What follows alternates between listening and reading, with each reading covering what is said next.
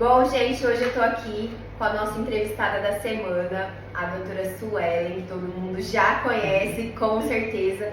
Ela que é endócrino e ela que é a nossa santa médica, né? A gente fala santa, ela não gosta não, viu? Porque só ela pra aguentar a gente, viu? E ela cuida, como todo mundo já sabe, além de uma médica, ela é um ser humano incrível, né?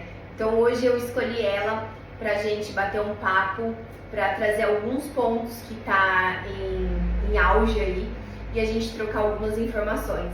Então seja bem-vinda, doutora, e volte mais vezes também, né? Nossa, muito obrigada. Dispenso santa, pelo amor de Deus. Mas eu fico muito feliz aí pelo reconhecimento, tudo, as palavras que você falou. Não é só meu, acho que é da cidade inteira. Ó, e pra gente começar, eu queria que ela falasse um pouquinho qual que é a função do endócrino e quando que a gente precisa procurar um. Certo. O que é o endocrinologista, né? O endocrinologista é um médico com especialidade em hormônios, em metabolismo. Na verdade, assim, pra gente fazer endocrinologia, a gente precisa fazer não só a faculdade de medicina, mas a gente é obrigado a fazer 2 anos de clínica geral como pré-requisito para ser endocrinologista, para depois prestar a residência médica de endocrinologia. E aí, assim, o endócrino, ele vai saber, tipo, do organismo em todo, do todo o funcionamento do corpo e dos hormônios que estão envolvidos. Então, a gente já trabalha, assim, tireoide, a gente trabalha diabetes, a gente trabalha obesidade, às vezes, vamos por algumas doenças de hipófise, vamos por se sai leite do seio, se não cresce, se não menstrua. Então, assim, a gente acaba vendo um pouquinho de tudo do corpo.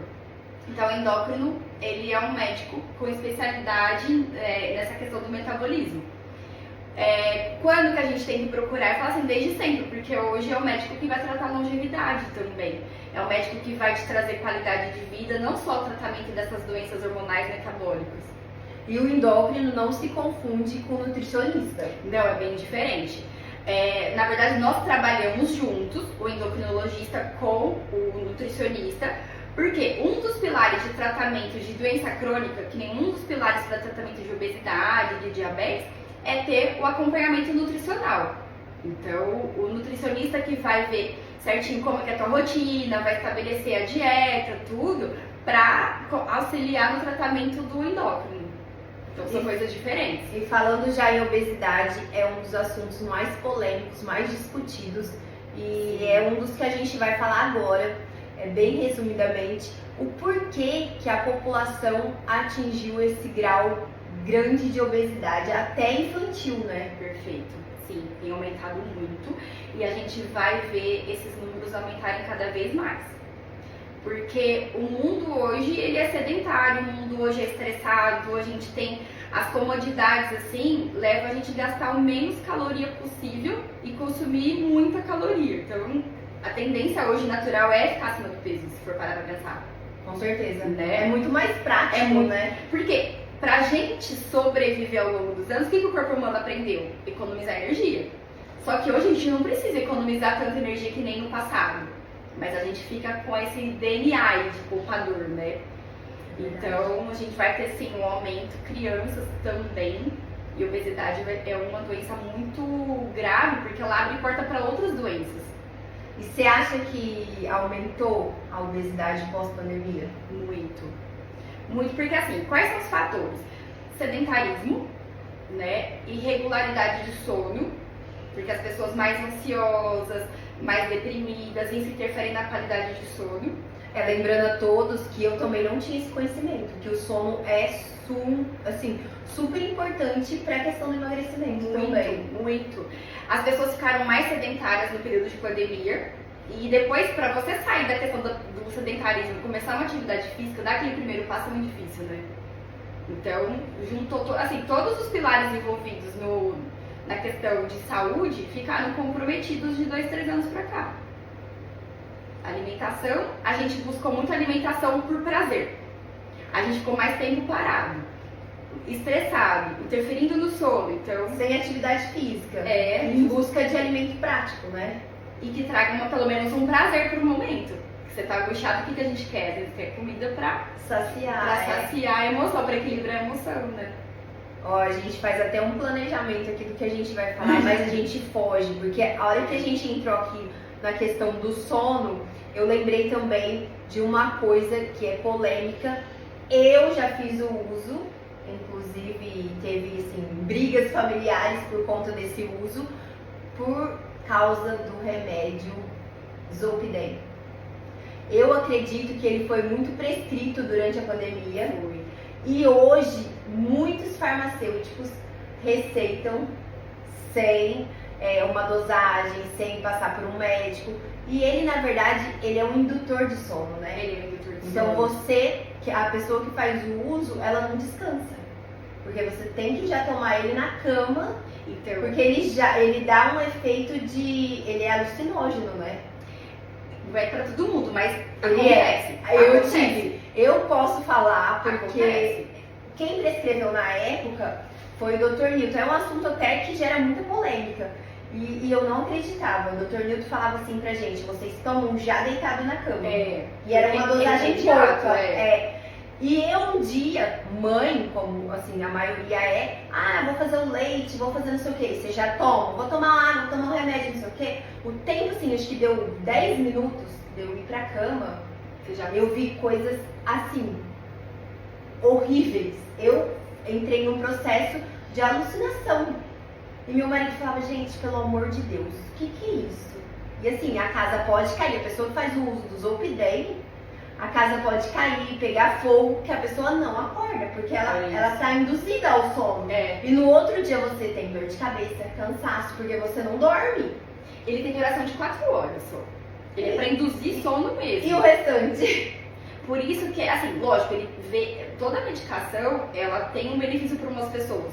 Né? A gente não pode generalizar. Com certeza. Mas, por exemplo, se eu tenho uma insônia, se eu tenho dificuldade para induzir, mas às vezes eu tenho uma insônia porque eu sou depressiva, às vezes eu tenho uma insônia porque eu tô ansiosa, não vai adiantar nada. Por isso que não é, a automedicação é muito complicado. Muito séria. É muito séria, porque você precisa identificar o porquê que você tá com dificuldade de dormir. Não é só induzir, é tapar só pra peneira.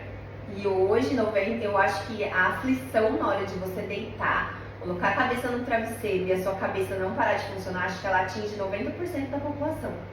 Porque as pessoas hoje vivem numa loucura diária. É muita informação de uma Na hora vez. que você deita e fala, vou descansar, o seu corpo descansa, mas a sua mente está trabalhando. Então a pessoa automaticamente ela vai buscar alguma válvula de escape, né? Não, eu vou tomar porque eu vou dormir. Então é um mecanismo de eu esquecer de tudo. E aí vem a questão da comida também, a válvula de escape. É A muito comida isso. é a mesma coisa. É, porque a gente aprendeu que a comida é um prazer imediato. E gostoso, né? Porque quem não gosta de comer, né? Justamente. Se você pegar ainda um alimento, um docinho com açúcar e gordura, vai despertar no cérebro a sensação de prazer, assim, imensa. Gente, eu não fui modelo. Ó, semana passada eu entrevistei a Marcela. Eu não consegui ser modelo da Marcela no mecanismo de emagrecimento. E nem modelo da doutora Suelen, viu? Porque bariátrico sofre. E eu e todo mundo sabe como eu sofro. Modéstia à parte, eu Eu- te conheço. Nossa, você tá de parabéns, eu falo. Eu tô de Eu parabéns. adoro elogiar os outros. E é verdade, você não fazia academia, Não, é verdade. entendeu? O dia que É você verdade. me postou, eu falei assim, nossa, Isso é Vitória. verdade.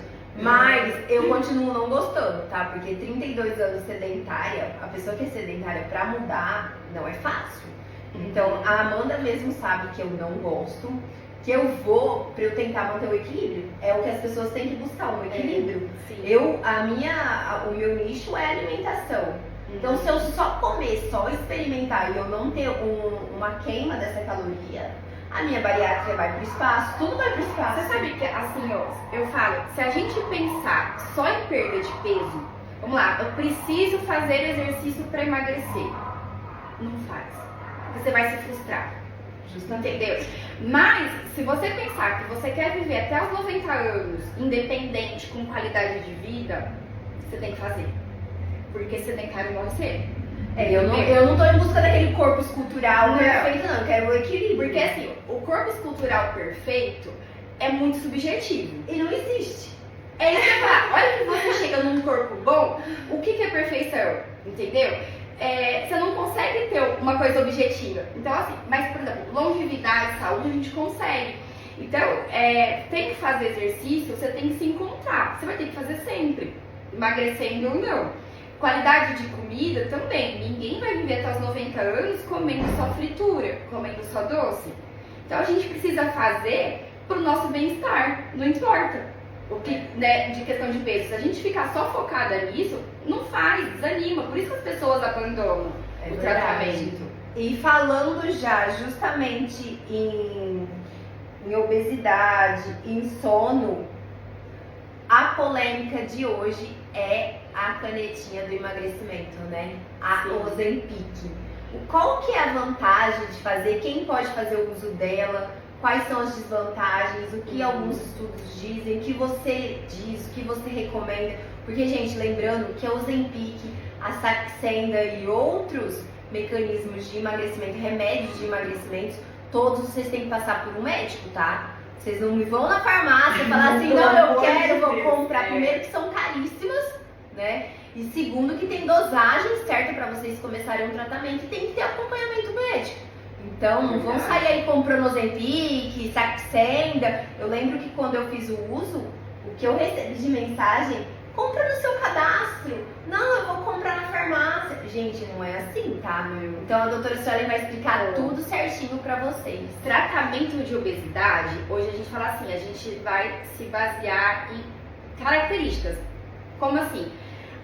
Durante a consulta, a gente vai identificar qual que é o padrão alimentar da pessoa. Se a pessoa é beliscadora, se a pessoa é compulsiva, se a pessoa é de comer volumes. Porque aí, dependendo do padrão alimentar, dependendo do histórico dela, a gente entra com o medicamento correto.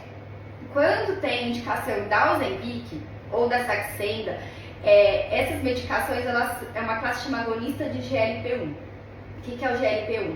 É um hormônio que nós já produzimos, que é o GLP-1, e é o hormônio que fica potencializada a produção quando faz a bariátrica. Então, você já tem uma produção mais alta desse hormônio.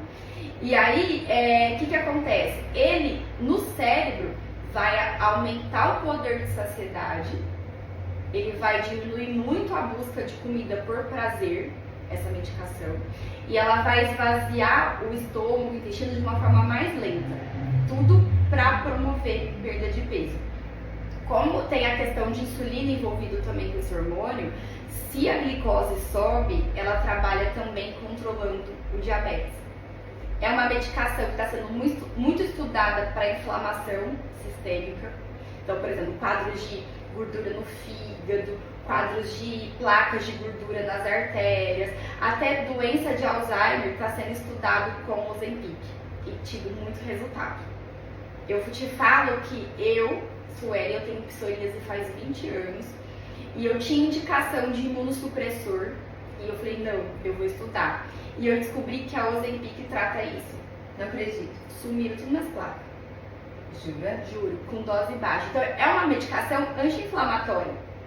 Lógico que tem indicações e contraindicações. Tudo, qualquer remédio tem contraindicação e indicação. E aí, a polêmica, que acho que vocês devem ter visto, é que recentemente na Europa está sendo estudado, né, pelas agências regulatórias a ligação do Ozempic com um quadro de depressão, automutilação e tentativa de suicídio, que é uma coisa muito séria, né?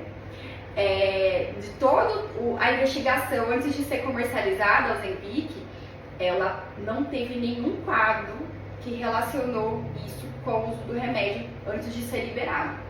Mas a hora que vai para a vida real é diferente.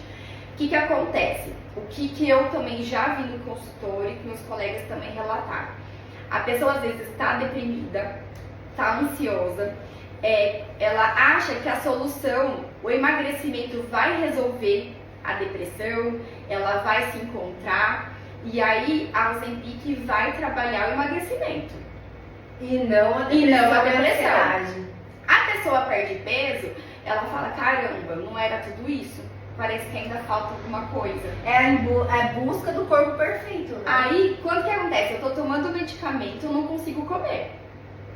Eu tô deprimida, eu falo, gente, então tem coisa errada, então eu vou me matar?